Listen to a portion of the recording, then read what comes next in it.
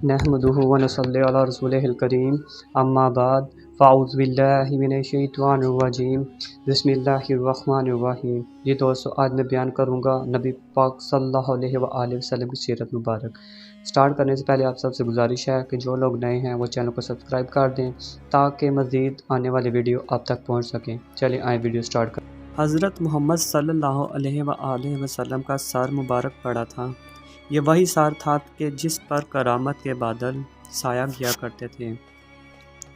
चुनांचे आप सल्लल्लाहु अलैहि वसल्लम माई हलीमा के यहाँ परवरिश पा रहे थे तो वो आप सल्लल्लाहु अलैहि वसल्लम को किसी दूर जगह ना जाने देती।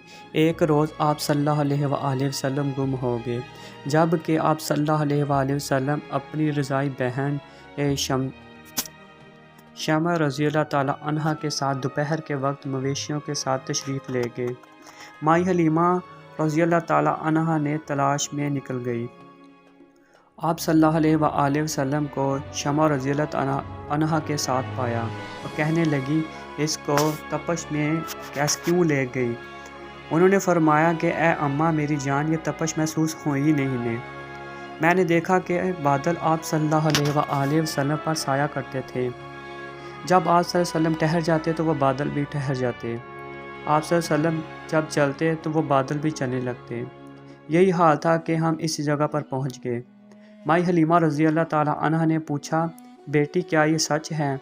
शामा रज़ियल्लाहु ताला अन्हा ने फरमाया, जवाब दिया, हाँ खुदा की कसम अम्मी जान ये सच है। इसी तरह आप सल्लल्लाहु अलैहि वसल्लम जब 12 बरस की उम्र शरीफ में अपने चाचा अबू तालिब के यहाँ दीगर कुरैश के यहाँ साथ मुल्क शाम में तशरीफ़ ले गए तो दीगर खैबर रकब के इबादत खाने के करीब उतरे।